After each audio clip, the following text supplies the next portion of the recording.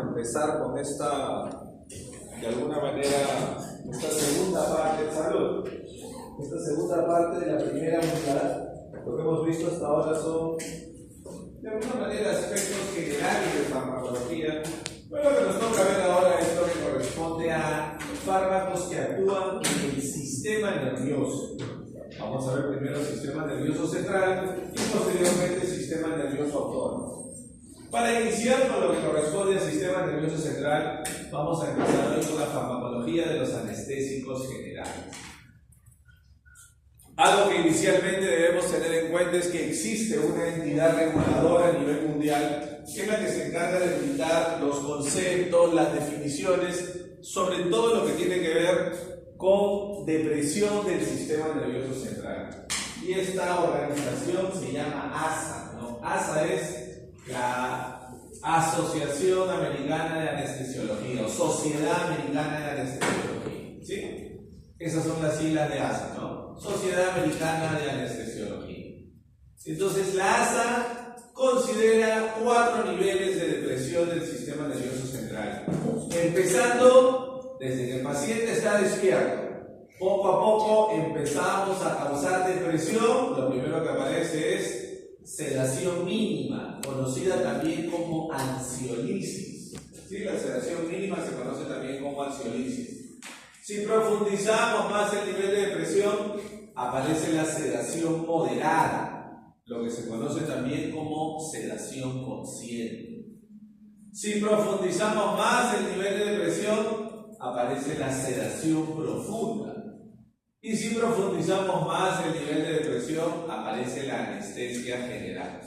Entonces, si yo veo la clasificación más básica, la que me da la ASA, la Sociedad Americana de Anestesiología, ¿qué me dice esa definición? Me dice que la anestesia general será un estado de pérdida total de la conciencia inducido por fármacos. No creo que ya la vez pasada les comentábamos que drug es fármaco, ¿no? Drug no es droga. Droga es otra definición en un contexto distinto. Para nosotros, de la traducción del inglés, drug es fármaco, ¿sí? Entonces, anestesia general será un estado de pérdida total de la conciencia inducido por fármacos, durante el cual los pacientes son incapaces de responder a los estímulos dolorosos. El paciente va a perder por completo la sensibilidad dolorosa. Asimismo, el paciente es incapaz de mantener su función ventilatoria o los reflejos protectores de la vía aérea. ¿Qué significa eso? Que el paciente pierde la capacidad de respirar voluntariamente. El paciente ya no puede respirar de manera voluntaria, de manera independiente, en este nivel de anestesia general, ¿no? Todos hemos visto cómo está un paciente cuando es sometido a anestesia general, jóvenes. Durmiendo, aparte de durmiendo, eso me diría un niño de 2 años, ¿no? ¿Cómo están durmiendo? Si el paciente no puede respirar voluntariamente, ¿qué se le hará al paciente durante la anestesia general para que pueda mantener su función respiratoria? El paciente está intubado, ¿no? Para brindarle soporte respiratorio. El paciente está intubado y a través de ese tubo se produce el intercambio respiratorio. Algo importante que no se presenta en los anteriores niveles: la función cardiovascular en la anestesia general sí va a estar reducida, va a estar disminuida. Eso es lo que vamos a ver ahora en anestesia general. La próxima semana veremos lo que corresponde a sedación consciente o sedación moderada, sobre todo con benzodiazepinas, ¿no? Algo importante para tenerlo de manera general, es que si yo veo estos 4 niveles, ¿no? Decíamos que a la sedación mínima, se conoce como ansiolisis. La sedación moderada se conoce como sedación consciente. Y luego viene la sedación profunda y la anestesia general. Algo importante como para tener una visión general, anticipando lo que vamos a ver la próxima semana, es que los 2 primeros niveles, la ansiolisis y la sedación consciente, usualmente los conseguimos con benzodiazepinas administradas por vía oral. Usualmente para nosotros en odontología, vamos a Usualmente benzodiazepinas por vía oral. Puede ser midazolam, alprazolam, lorazepam, pero para nosotros la ideal es el midazolam. A diferencia de sedación profunda y anestesia general, que eso se consigue usualmente con fármacos intravenosos o fármacos inhalatorios. Usualmente fármacos intravenosos o inhalatorios. A veces barbitúricos, a veces benzodiazepinas, a veces fármacos especiales que vamos a ir viendo en la sesión de hoy, ¿sí? Entonces, sedación profunda y anestesia general debe estar solamente bajo la supervisión del anestesiólogo. Estos dos niveles no los podemos hacer nosotros. Sedación profunda y anestesia general solamente pueden ser realizados bajo la supervisión de un anestesiólogo. En cambio, sedación mínima y sedación moderada sí los podemos hacer nosotros en la consulta odontológica. Si vemos acá algunas otras diferencias, la próxima hablaremos de sedación consciente o sedación moderada. Nos enfocamos en lo que es anestesia general. Vemos la respuesta del paciente. El paciente va a ser incapaz de responder en la anestesia general porque ha perdido totalmente la conciencia. El paciente está totalmente inconsciente. La vía aérea va a requerir frecuentemente una intervención, lo que les decíamos, ¿no? Que va a necesitar el paciente ser intubado para mantener un soporte ventilatorio adecuado. Su ventilación espontánea es inadecuada, el paciente pierde la capacidad de respirar voluntariamente y la función cardiovascular va a ser disminuida, va a estar reducida. En anestesia general vamos a ver ahora que prácticamente todos, solamente hay una excepción, prácticamente todos los anestésicos generales causan disminución de la frecuencia cardíaca, disminución de la presión arterial. Vamos a ver que eso pasa con prácticamente todos, solamente hay una excepción que vamos a comentar más adelante. Entonces, sucede, jóvenes, que la primera demostración exitosa de un anestésico general fue el año de 1846, cuando se utilizó el éter dietílico. Antes de eso no existía la cirugía electiva. ¿Ustedes saben qué es una cirugía electiva? ¿Qué será una cirugía electiva? ¿Qué les suena cirugía electiva? Algo programado. Ya, algo programado. Sí. ¿Qué más? ¿Qué más? Que Que no es una emergencia. Por ejemplo, alguien que tiene su tercer molar y se va a hacer un tratamiento, tercer molar mandibular retenido, y se va a hacer un tratamiento de ortodoncia. Ustedes saben que hay un tercer molar retenido de forma persistente, tratando de erupcionar, genera más producción de interleuquinas, TNF-alfa, y eso produce reabsorción del tejido óseo, ¿no? No es como se pensaba antes, que los terceros molares van empujando los dientes y los dientes se nos ponen chuecos adelante. No es así, no tienen tanta fuerza como para mover todos nuestros dientes. Pero tener unos terceros molares que constantemente están tratando de erupcionar, todos tienen sus terceros molares, la mayoría, ¿sí? O algunos ya evolucionaron y no tienen tercer molar. ¿Tienen sus terceros molares jóvenes? ¿Sí? Y no les han causado a veces un poco de molestia o dolor al momento de evolucionar. Ya les van a causar. Entonces, tener eso de manera constante genera que en el organismo empiecen a circular más cantidad de interleuquinas, TNF-alfa, y eso puede producir reabsorción ósea. Pero bueno, eso por ejemplo es una cirugía electiva. El paciente no tiene un cuadro urgente, pero yo le quiero extraer esos terceros molares porque necesito que en el largo plazo funcione mejor su tratamiento de ortodoncia. Entonces no había cirugías selectivas. Las cirugías solamente se hacían como algo de urgencia. Se operaban pacientes que tenían grandes tumores, pacientes que tenían fracturas expuestas, solamente eso se operaba. No existía la asepsia, había una mortalidad muy alta, así tipo caricatura, ¿no? ¿Qué es lo que se usaba en ese tiempo para que el paciente esté inconsciente y se pueda operar? Un paciente que tenía un tumor muy grande, un paciente que tenía una fractura expuesta, ¿qué se usaba? Tipo caricatura, ¿no? Un golpe en la cabeza, o se utilizaba alcohol, opio y sus derivados para que el paciente esté obviamente con la conciencia deprimida y se pueda realizar la cirugía. El primer intento de demostración del efecto de un anestésico general fue el año de 1845 y lo realizó Horace Wells, que era odontólogo. Horace Wells utilizó en ese momento el óxido nitroso. ¿Qué pasó? Horace Wells lo que quiso es realizar una exodoncia de una molar del maxilar superior, pero durante el procedimiento el paciente manifestó dolor. El paciente percibió dolor. Entonces, en ese primer momento, esa demostración pública fue considerada un fracaso. ¿Sí? Al año siguiente, en 1846, William Morton, que también era odontólogo y en ese momento se encontraba estudiando medicina, vio que había otro fármaco que también podía tener ese efecto depresor del sistema nervioso central, y es el eterdietino. ¿Sí? Esta es obviamente no es una imagen, es una representación gráfica de lo que había en ese tiempo, ¿no? ¿Cómo vemos que están los cirujanos? El cirujano principal, ¿cómo está? Está de verde, con mantilón, con mascarilla, con gorro, ¿no? Está con su elegante, ¿no? Con sus armas, su michi, ¿no? Para operar. Porque no existían los conceptos, ¿no? De asepsia, antisepsia. Lo que hizo fue extirpar una tumoración del cuello del paciente.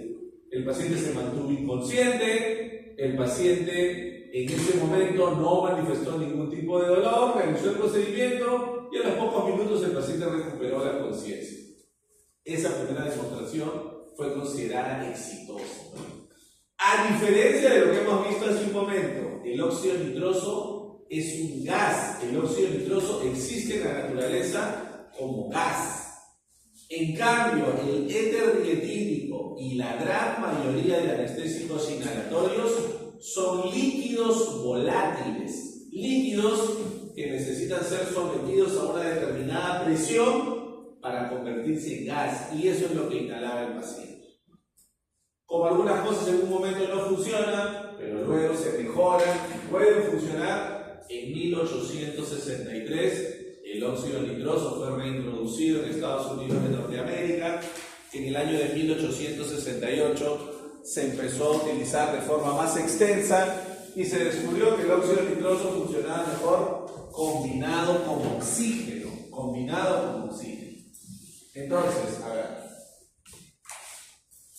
yo puedo utilizar el óxido nitroso, pero debo hacerlo siempre combinado con oxígeno. Pues yo lo puedo combinar en diferentes proporciones, ¿no?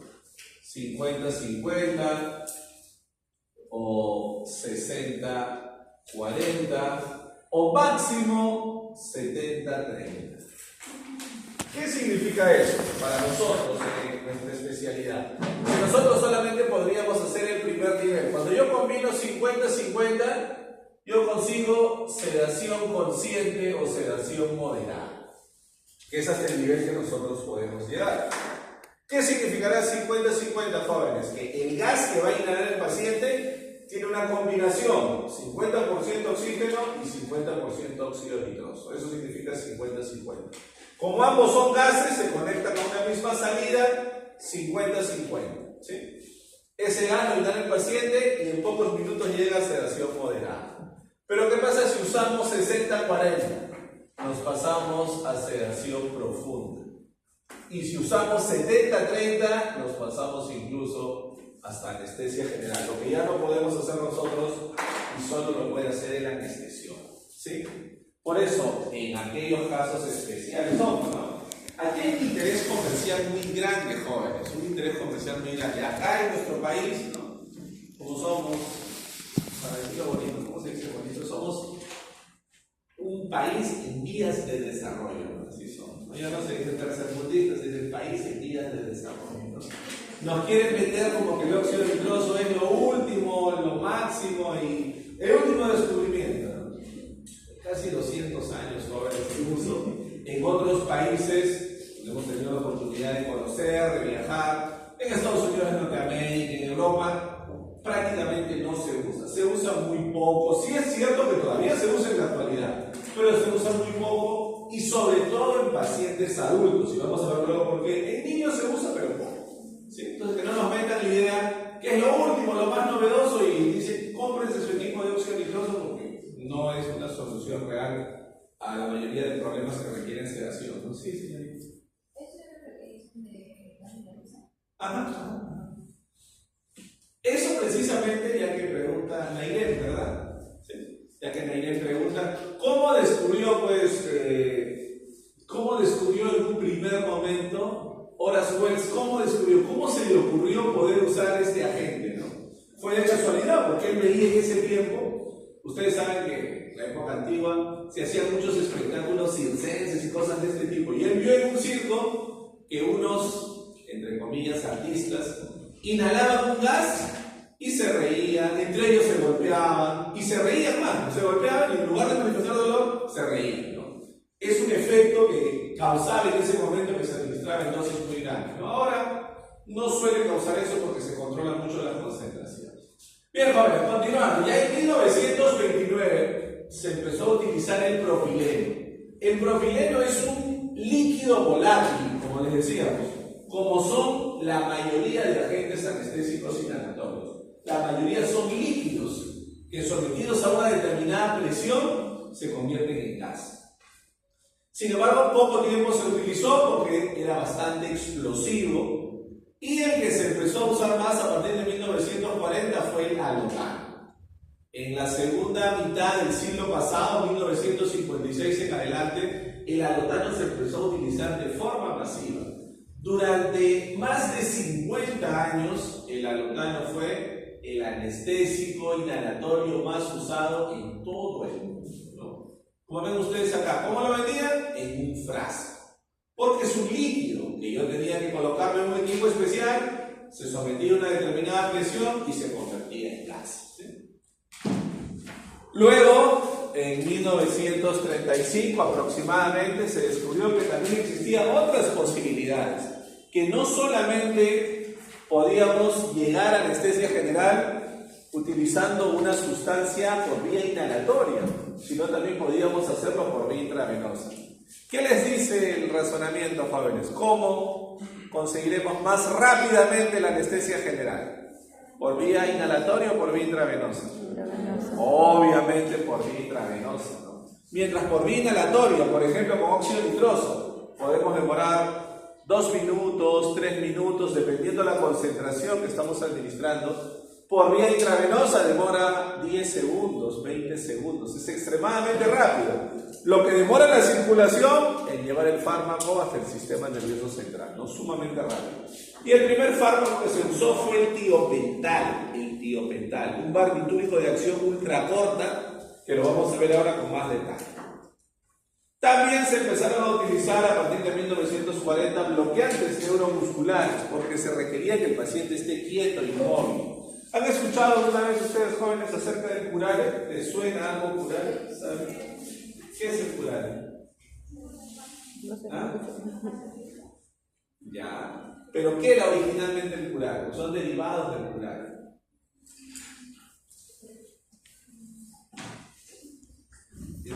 Algo debe haber escuchado en alguna clase de biología que se hace en el colegio, en algún momento como interés histórico, ¿no? ¿Les suena algo? ¿Sí? Ustedes saben que cuando llegaron los colonizadores acá a América en general, no solo a Sudamérica, sino también a Norteamérica, pero más a Sudamérica, a los españoles y a los portugueses también que estaban en Brasil, les sorprendía mucho cómo los aborígenes de la selva cazaban animales y les lanzaban un dardo, ¿no? Tenían una cerbatana larga y ¡pum!, les lanzaban un dardo. Pasaba por ahí un cerdo salvaje, ¿no? ¡Pum!, le lanzaban un dardo, le caía. El animal caminaba un poquito y caía, muerto. Y lo traían, lo cortaban y se lo comían. Y el español o el portugués se volvía loco porque decía, ¿cómo el animal lo han envenenado? ¿Cómo lo han envenenado? ¿Y cómo se lo están comiendo? No sonaba razonable, ¿no? ¿Qué era lo que le lanzaban estos aborígenes? Curare. El curare es un derivado de una planta que causa bloqueo neuromuscular. Y eso no se absorbe por vía digestiva. Entonces, por eso mataban al animal de esa forma. Obviamente, imagínense qué pasará si alguien nos lanza un dardo con curare. Todos nuestros músculos se paralizan. El diafragma, los músculos intercostales. ¿Podemos respirar? ¿Y qué pasa si no podemos respirar? Nos morimos. Entonces, eso es lo que pasaba. Entonces, derivados de esa molécula de curare se usan actualmente como bloqueantes neuromusculares. Y luego aparecieron otros conceptos en los cuales se pueden usar incluso fármacos de manera combinada, que los vamos a ver también ahora. Bien, jóvenes, ¿qué será entonces la anestesia general? Ya no es el concepto de la ASA que vimos hace un momento. Este es un concepto más nuestro, más para farmacología. Anestesia general es el máximo estado de depresión de la conciencia, obviamente estado que tiene que estado va a ser inducido por fármacos. Ya sabemos que la anestesia general se puede inducir por fármacos intravenosos o por fármacos inhalatorios. Y algo que caracteriza, algo típico de la anestesia general, es que tiene 4 componentes. En primer lugar, pérdida de la conciencia. El paciente pierde completamente la conciencia. En segundo lugar, pérdida de la sensibilidad. El paciente no va a sentir dolor, no va a sentir calor, no va a sentir frío, no va a sentir tacto ni presión profunda. Nada, pierde completamente la sensibilidad. Pierde asimismo la actividad refleja, pierde los reflejos protectores. El reflejo faríngeo, el reflejo palpebral, el reflejo de la tos, etc. Pierde todos los reflejos. Y último, pierde la motilidad, está completamente inmóvil. Si tenemos estos 4 componentes, tenemos anestesia general, ¿no? Entonces ya evolucionamos, ¿no?, de la respuesta de un niño de 2 años que dice que la anestesia general, ¿qué es? Que el paciente está dormido. Ya evolucionamos un poquito. He escuchado que a veces en la anestesia general hay pacientes que se despiertan. ¿Por qué pasa eso? Primero, eso, el 99% de casos es una leyenda urbana, es un mito, no es real. Y si pasa eso, es probablemente porque se usó solo un agente intravenoso y no se administró correctamente un agente inhalatorio para mantener al paciente en ese nivel. En condiciones normales, el paciente no se debe curar. Sí, en muchas películas a veces vemos sobre esas cosas, pero son cosas que realmente no pasan. Muchas cosas van en las películas y no pasan en la realidad. Estos jóvenes también lo podemos expresar en estos 3 niveles. Hay una primera fase que se llama fase de inducción.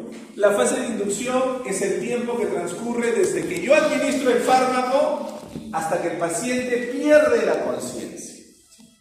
¿Qué desearíamos nosotros, jóvenes?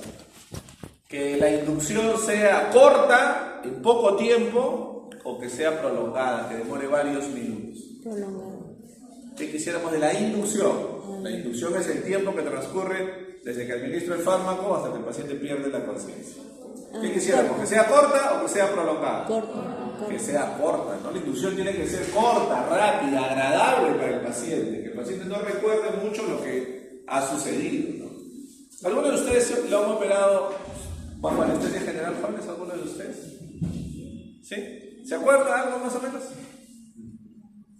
Usualmente nos colocan una vía intravenosa, ¿no? Que el anestesiólogo viene, nos habla. Nosotros estamos hablando y...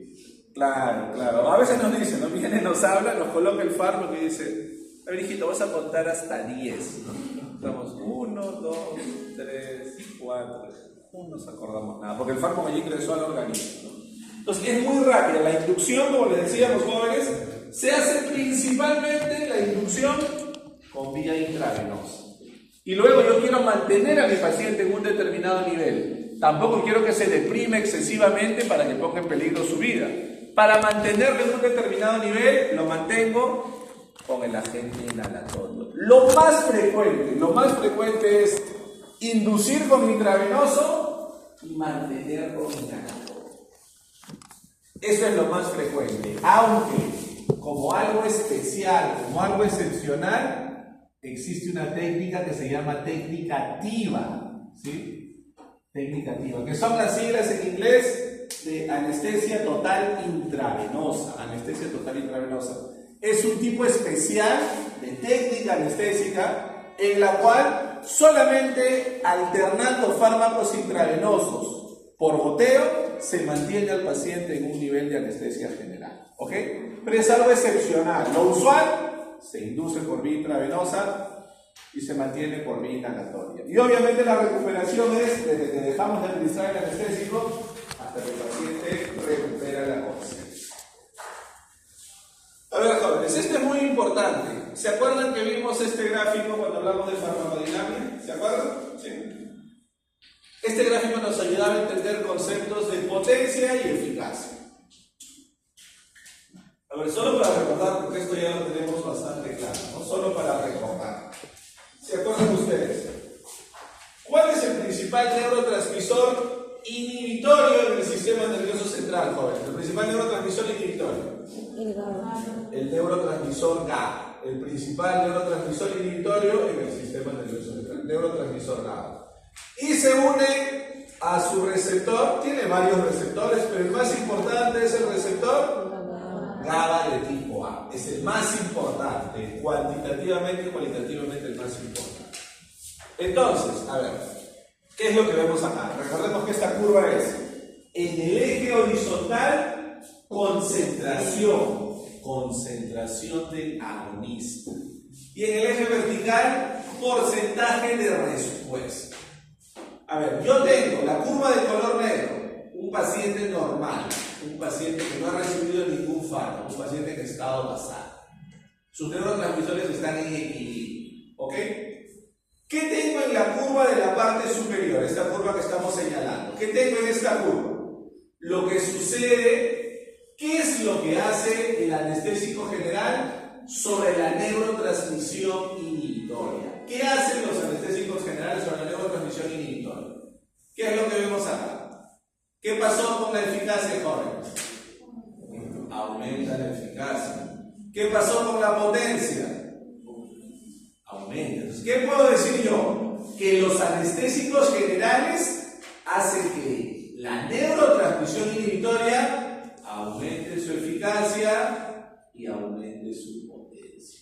Cuando yo utilizo un anestésico general, el GABA se vuelve más potente y más eficaz sobre su receptor GABA de tipo A. Como vemos acá, aumenta la eficacia, la máxima respuesta conseguida, y aumenta la potencia, porque yo puedo conseguir la mitad del efecto máximo, pero con menor concentración. ¿Sí? ¿Se acuerdan de la definición? Entonces, los anestésicos generales hacen que los neurotransmisores inhibitorios aumenten la potencia y la eficacia sobre sus respectivos receptores. Y ahora, por contraparte, ¿cuál es el principal neurotransmisor excitatorio, jóvenes? El glutamato. ¿Y cuál es el principal receptor para el glutamato? El receptor NMDA. También hay muchos, ¿no? Pero el más importante es el receptor NMDA. ¿Qué es lo que sucede con la neurotransmisión excitatoria? ¿Qué necesitaré yo? ¿Aumentarla o disminuirla? Obviamente disminuirla. Y es la curva que tenemos en la parte inferior. La curva que tenemos en la parte inferior, que estamos señalando ahora. ¿Qué podríamos decir? ¿Qué sucede con la eficacia en este caso? Disminuye. Disminuye la eficacia. ¿Y qué sucede con la potencia? ¿Qué sucede con la potencia, jóvenes? Disminuye. Se mantiene. Entonces, ojo con eso. Los anestésicos generales hacen que los neurotransmisores excitatorios disminuyan su eficacia, pero mantienen la potencia sobre sus respectivos receptores. Yo puedo decir que el anestésico general hace que el neurotransmisor glutamato disminuya la eficacia, pero mantiene su potencia sobre el receptor NMDA. Disminuye la eficacia, pero mantiene la potencia. Algo que pasa típicamente, ¿se acuerdan con qué tipo de antagonistas? Que vimos la semana pasada, pues, y la semana antepasada también. En teoría la antepasada y el seminario la semana pasada. ¿En qué caso sucedía eso? Que disminuía la eficacia, pero se mantenía la potencia. ¿En qué tipo de antagonismo? ¿Antagonismo competitivo, antagonismo alostérico, antagonismo químico o antagonismo fisiológico? Tenemos 4 opciones. ¿En qué tipo de antagonismo pasaba eso? ¿Se acuerdan? Valentino, ¿se acuerdan? ¿Ah? El antagonismo alostérico, muy bien, el antagonismo alostérico. Eso pasa típicamente el antagonismo alostérico. Disminuye la eficacia, pero mantiene la potencia. Recuerden que el antagonismo alostérico es un tipo de antagonismo no competitivo, no hay posibilidad de competencia. Entonces veamos, jóvenes, de manera general, los principales agentes intravenosos. Tenemos, por ejemplo, el pentobarbital, un barbitúrico de acción prolongada, un barbitúrico de acción muy prolongada, que dejó de utilizarse en el tiempo porque tenía un índice terapéutico muy estrecho, era potencialmente muy peligroso, ¿ok? En la actualidad ya no se usa pentobarbital en seres humanos, se usa solamente en medicina veterinaria para brindar anestesia general a ciertos animales, ¿no? Solo se usa el pentobarbital. Otro barbitúrico efecto capital es un barbitúrico de acción prolongada. Tiopental es un barbitúrico de acción ultra corta. Barbitúrico de acción ultra corta. Todavía se usa hasta nuestros días. Sin embargo, hay que tener precaución porque todos los barbitúricos, por definición, son potenciales depresores de la respiración. Los barbitúricos van a potencialmente deprimir la respiración. Algunos son muy peligrosos, otros medianamente peligrosos. Pero todos tienen ese riesgo potencial, deprimir la respiración. ¿Sí? También tenemos luego el propofol, que tenemos acá en la imagen. ¿Les suena el propofol, jóvenes, algo? ¿Les suena el nombre algo? ¿Han escuchado una vez sobre el propofol?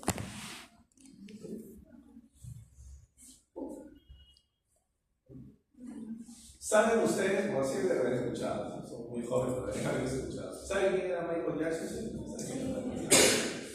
Michael Jackson murió por una sobredosificación de propofol.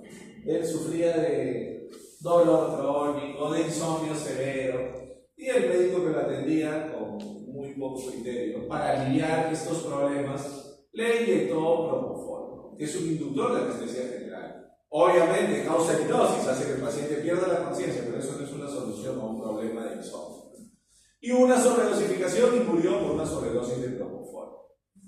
A pesar de eso, el propofol suele ser un fármaco bastante seguro. Se utiliza mucho como inductor de anestesia general. Entre los agentes intravenosos, el propofol es uno de los que menos altera la función respiratoria.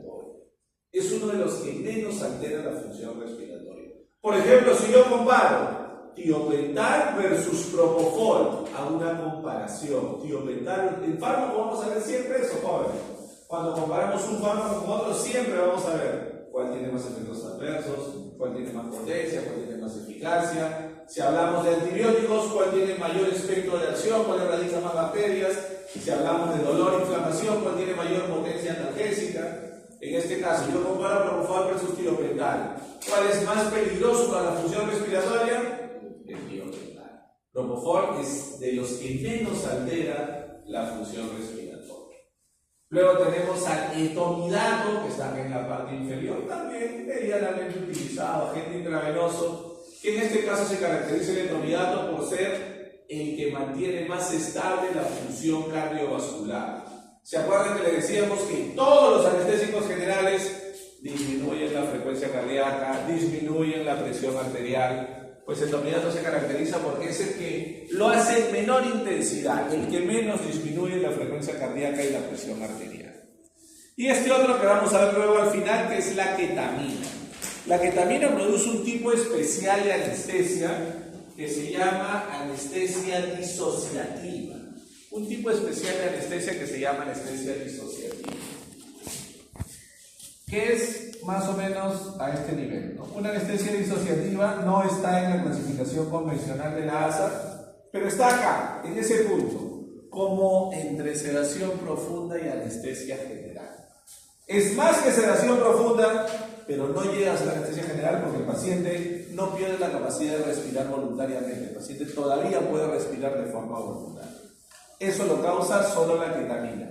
Y en contra de todo lo que hemos dicho, ¿qué decíamos, jóvenes, que causan todos los agentes anestésicos generales? ¿Qué es lo que causan? Aparte de disminuir la función respiratoria, ¿qué más decíamos? Disminuye la presión arterial, disminuye la frecuencia cardíaca. El único que se opone a esa norma es la ketamina. La ketamina es el único agente anestésico general, en este caso intravenoso, que más bien aumenta la frecuencia cardíaca, aumenta la presión arterial. Esa es una característica peculiar de esta ketamina. Veamos ahora los agentes inhalatorios. Y se observa fácil, los jóvenes, en estos agentes inhalatorios, viendo así de manera general su estructura química, ¿cuál vemos que es raro, que es diferente? ¿Cuál tiene una estructura muy diferente a los demás? Totalmente diferente a los demás. Óxido nitroso, ¿no? Todos tienen una estructura con cadenas laterales, en mayor o menor medida, ¿no? Pero hay uno que tiene una estructura lineal, que es el óxido nitroso. ¿Por qué será esto? ¿Se acuerdan? Les decíamos hace un momento, ¿por qué será esto? ¿Qué diferencia el óxido nitroso de los demás?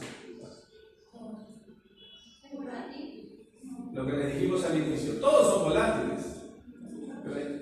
Así es, el óxido nitroso es el único que es un gas, viene en presentación de gas. ¿Cómo se comercializa un gas, jóvenes? ¿En una botella? ¿Nos dan una botella para un gas? Abro la tapita de la botella, ya se puede el gas. ¿Cómo nos dan entonces un gas? ¿Cómo nos venden un gas? En un balón, ¿no? ¿De qué color es el balón de oxígeno? Que es una convención mundial en todos los países del mundo. ¿De qué color es el balón de oxígeno? Verde.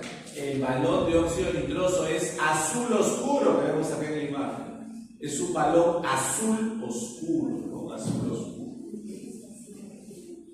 Por eso vemos acá, se está combinando oxígeno, el baloncito verde, con óxido nitroso, el balón azul.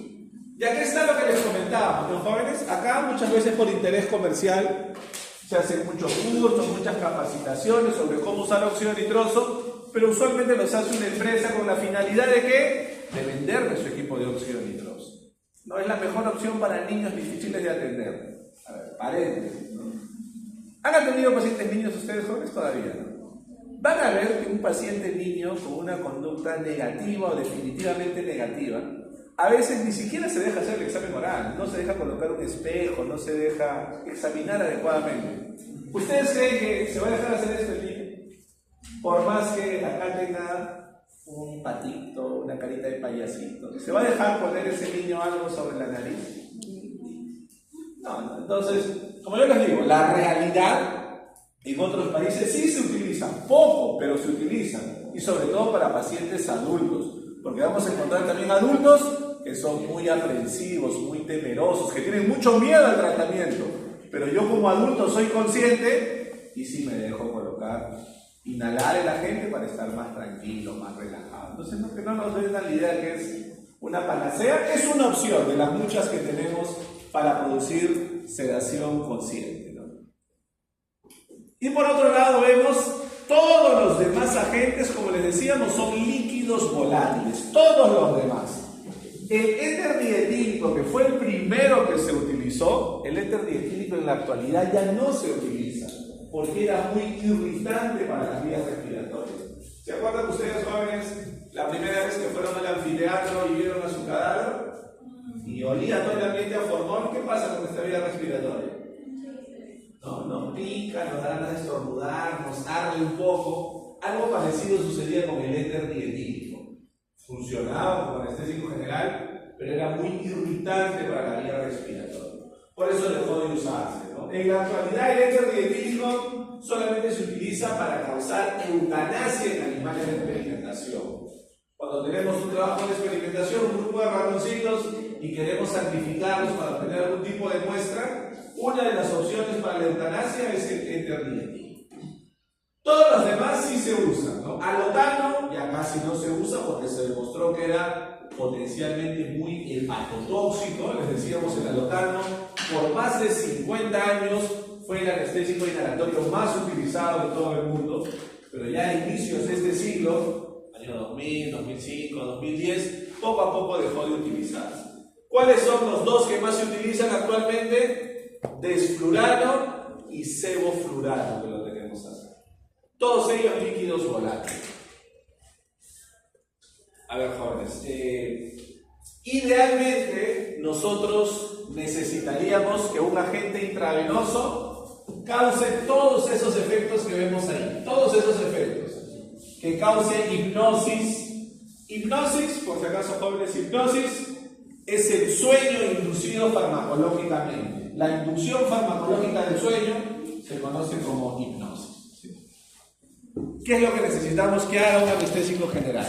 Que cause hipnosis, que haga que el paciente pierda la conciencia, que cause analgesia, que cause amnesia, sobre todo amnesia anterógrada, que bloquee el músculo esquelético, que su efecto sea completamente reversible y además que tenga alto índice terapéutico. Todos estos efectos, jóvenes, los podremos conseguir con un solo agente, con un solo fármaco. ¿Se podrán conseguir todos esos efectos? ¿Se podrá o no se podrá? ¿Qué creen ustedes? De poder sí se puede, ¿no? De poder sí se puede, pero ¿qué necesitaríamos administrar? ¿En dosis bajas o en dosis muy altas? Bajas. En dosis muy altas para conseguir todos estos efectos. Y al usar dosis muy altas podemos llegar al rango de la toxicidad. Es algo que queremos evitar. Entonces, a ver, ¿cómo puedo conseguir yo estos efectos? ¿Cómo puedo conseguir estos efectos?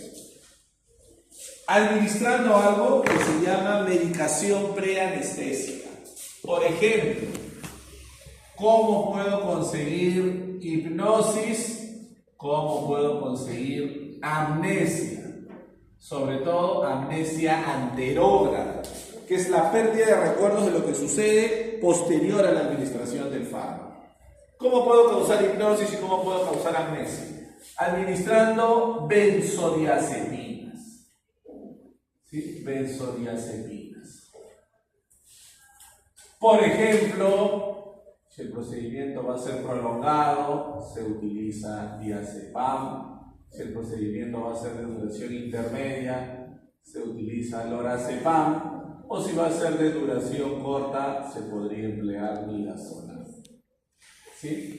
Entonces, previamente a la anestesia general, colocando estos fármacos, vamos a ir consiguiendo los demás efectos, lo que me va a permitir que el anestésico general lo use en menor concentración y tenga un mejor perfil de seguridad. ¿Sí? ¿Qué más nos falta? Analgesia. ¿Cómo consigo yo una buena analgesia? ¿Cómo consigo una buena analgesia? Por ejemplo, utilizando analgésicos opioides. Utilizando analgésicos opioides. Por ejemplo, morfina. Por ejemplo, fentanilo o remifentanilo. Los analgésicos opioides me permiten una excelente analgesia, un excelente bloqueo del dolor. ¿Qué más? ¿Qué más me falta? Bloqueo del músculo esquelético. ¿Cómo consigo yo bloqueo del músculo esquelético? Esto lo consigo con un grupo de fármacos llamados bloqueantes neuromusculares. Esos derivados del curare que vimos hace un momento, bloqueantes neuromusculares. Por ejemplo, pancuronio, por ejemplo, becuronio o rocuronio, ¿no? Bloqueantes neuromusculares, fármacos que van a bloquear por completo el músculo esquelético y van a conseguir que el paciente esté completamente inmóvil, completamente paralizado. ¿Sí? Adicionalmente a esto, que me permitiría, como ven, ya conseguí la mayor parte de efectos: hipnosis, amnesia, analgesia, bloqueo del músculo esquelético. Eso me permite que el agente anestésico general lo use yo en menor concentración y me permita mantener al paciente más estable. Adicionalmente a eso, se usa, y vamos a explicar ahora por qué, un parasimpático lítico. Se usa un fármaco que tiene efecto parasimpático lítico. Parasimpático ya sabemos qué es. Lo parasimpático es una división del sistema nervioso autónomo. ¿A qué nos suena el sufijo lítico, jóvenes? ¿A qué nos suena el sufijo lítico? ¿A que va a imitar las acciones del parasimpático o que va a oponerse a las acciones del parasimpático? A que va a hacer lo contrario, va a oponerse a las acciones del sistema nervioso parasimpático. Para esto se utiliza mucho la atropina. Por dos cosas. Primero, porque la atropina reduce las secreciones. Imagínense ustedes, ¿no? El paciente está en centro quirúrgico, está en la sala de operaciones, en cúbito dorsal, recostado de espalda. El paciente perdió los reflejos protectores, perdió el reflejo faríngeo, perdió el reflejo de la tos, pero el paciente sigue produciendo saliva. ¿Qué pasará con esa saliva que el paciente va produciendo? ¿Qué pasará? se puede ir hacia la vía respiratoria y puede causar una obstrucción de la vía respiratoria o incluso una neumonía aspirativa. Entonces, para eso se usa atropina, reduce las secreciones. Además de un segundo factor que es todavía más importante, les decíamos, ¿qué causan el 99% de anestésicos generales si exceptuamos a la ketamina? ¿Qué es lo que causaban, se acuerdan? Aparte de la función respiratoria, ¿qué más disminuyen los anestésicos generales? Disminuyen la frecuencia cardíaca, disminuyen la presión arterial. Al reducir la frecuencia cardíaca pueden causar una excesiva bradicardia. Y una excesiva bradicardia es peligrosa porque puede producirse un paro cardíaco. ¿Qué hace la atropina? Eleva ligeramente la frecuencia cardíaca. Causa una taquicardia discreta, una ligera taquicardia, para contrarrestar la bradicardia que producen los agentes anestésicos generales. Por eso es que habrán visto, los compañeros que tienen experiencia habrán visto que nos colocan un montón de fármacos, no nos colocan un solo fármaco, para permitir que el procedimiento sea más seguro, ¿no? Más seguro. A ver. Allá por el siglo pasado, 1920 aproximadamente, creo que está así, 1920, el doctor Gödel describió, cuando se usaba todavía el éter dietílico, describió 4 estadios o 4 etapas de la anestesia general. 4 estadios o etapas de la anestesia general, cuando todavía se usaba éter dietílico. Como era inhalatorio, el proceso era más lento y permitía identificar claramente las diferentes etapas. A ver, jóvenes, desde que el paciente estaba despierto, empezaba a inhalar el éter dietílico. Pasaba primero deprimiendo su conciencia, como dice acá, ¿no? Profundizando la anestesia. Empezaba a pasar primero por el estadio 1 o etapa 1, llamado analgesia. Obviamente, ¿qué caracteriza esa etapa? Como su nombre indica, hay analgesia, hay amnesia y luego sigue profundizando, pasa al estadio 2 o etapa 2, que se conoce como estadio de excitación o delirio. En esta etapa hay mucho peligro porque el paciente va a tener actividad involuntaria, se va a mover, se puede incluso caer de la mesa donde se está operando, se puede arrancar las vías intravenosas que le han colocado, va a haber excitación y delirio. Como dice acá, hay una conducta combativa, ¿ok? Y recién después llega la etapa 3 o estadio 3, llamado de anestesia quirúrgica, ¿sí? Dentro de esta etapa 3, vamos a verlo luego, dentro de esta etapa 3 o estadio 3, dentro hay 4 planos: plano 1, plano 2, plano 3 y plano 4. Dentro de ese estadio 3 o etapa 3 hay 4 planos. Normalmente los procedimientos quirúrgicos se desarrollan en el plano 3 de la etapa 3. Normalmente se desarrollan en ese nivel, en el plano 3 de la etapa 3.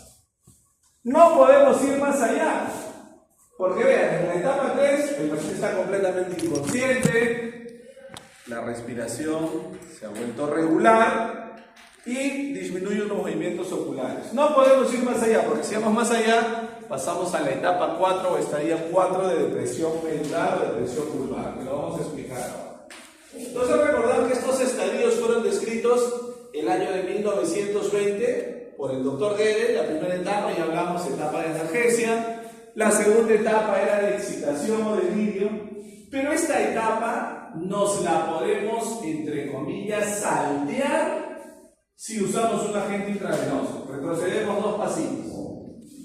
Esto, como les decíamos, está descrito cuando se utilizaba éter dietílico. Como el inhalatorio, era etapa 1, poco a poco etapa 2, poco a poco etapa 3. Como la más peligrosa es la etapa 2, ¿qué pasa cuando usamos un agente intravenoso, jóvenes? Decíamos, en 10 segundos llegamos hasta acá. Entonces, el agente intravenoso evita la etapa 2 de excitación o delirio.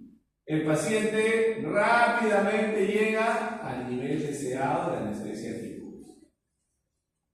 Entonces, en esta etapa de delirio, como decíamos, es una etapa peligrosa que usualmente los anestesiólogos buscan evitar.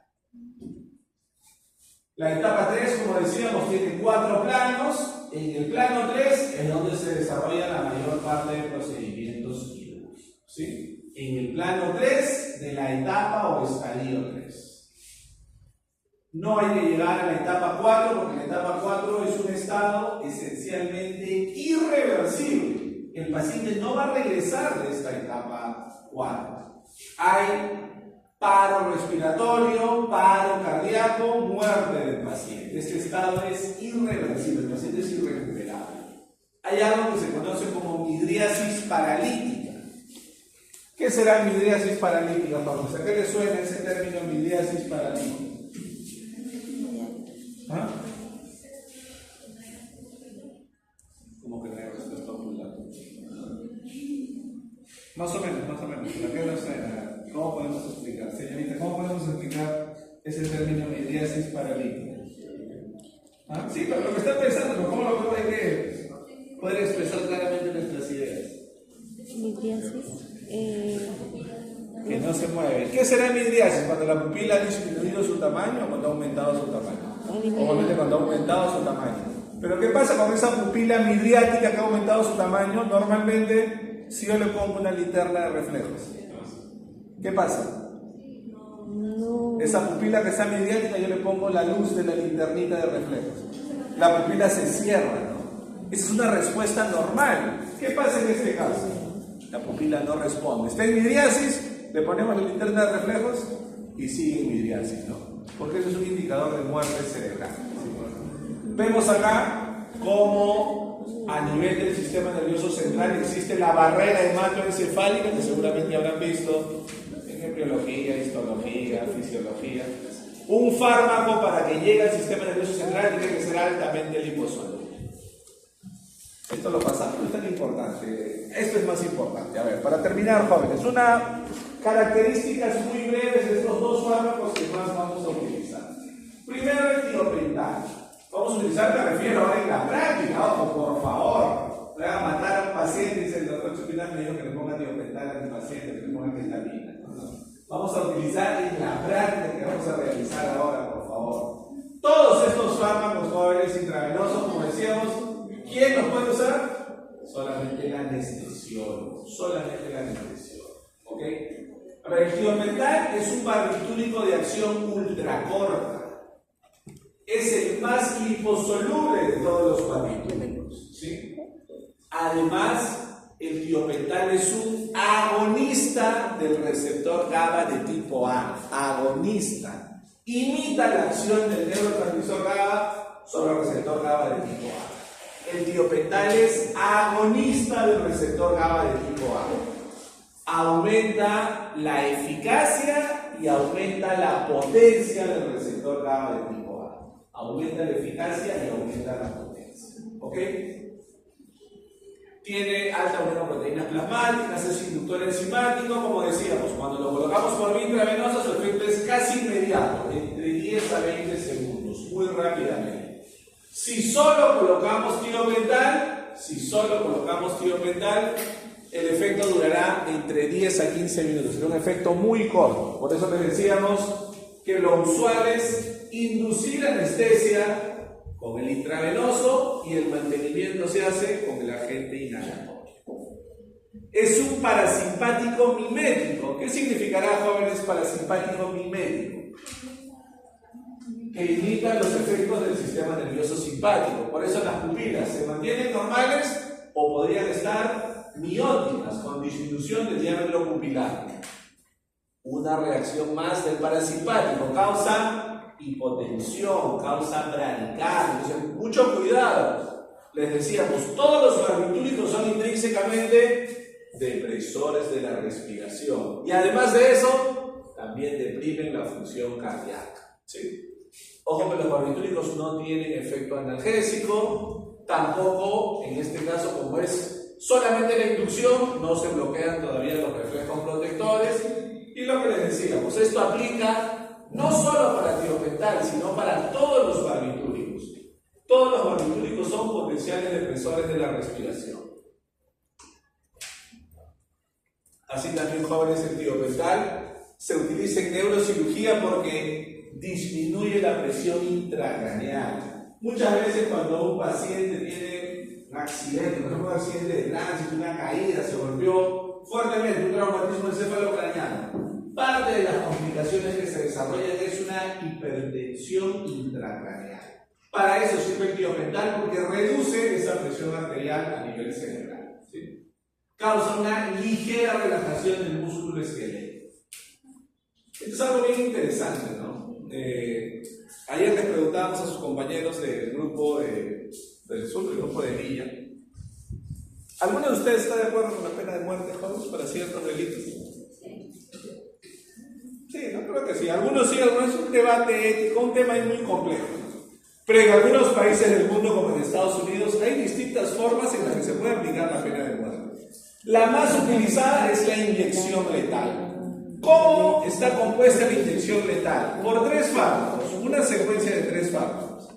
El primero de ellos es tiopental, en una sobredosis, una dosis muy alta del tiopental. ¿Qué decíamos que causa el tiopental? ¿Jóvenes, cuál era su principal peligro? Acabamos de mencionar. ¿Cuál era el principal peligro cuando usábamos tiopental? La depresión respiratoria. Entonces, ¿qué pasará si utilizo tiopental en una dosis muy alta? Paro respiratorio. Lo primero que se le causa al paciente es paro respiratorio. Pero el paciente no va a sentir nada porque es como que estuviéramos induciendo anestesia general, ¿no? Simplemente va a recibir el fármaco intravenoso, se va a quedar dormido. Solo que va a pasarse hasta el nivel de depresión máximo, se va a pasar hasta el estadio 4. ¿Sí? ¿Se entiende? Inmediatamente pancuronio. ¿Qué cosa es el pancuronio, jóvenes? Bloqueante neuromuscular. El de acción más prolongada, es el bloqueante de acción más prolongada. El paciente completamente paralizado. Y tercero, cloruro de potasio, también en sobredosis, que bloquea la función cardíaca, genera paro cardíaco. Entonces, paro respiratorio, bloqueo neuromuscular y paro cardíaco, ¿no? Eso lleva al paciente a la muerte. Bueno, condenado, ¿no? Al paciente, condenado a la muerte. El último fármaco que vamos a ver, jóvenes, es la ketamina. La ketamina es un antagonista no competitivo de tipo alostérico del receptor NMDA. Eso es la ketamina. Un antagonista no competitivo de tipo alostérico del receptor NMDA. Sobre todo de los receptores NMDA que se ubican a nivel del sistema límbico. A nivel del sistema límbico. ¿Ok? ¿Se acuerdan qué tipo de información se almacena especialmente en el sistema límbico?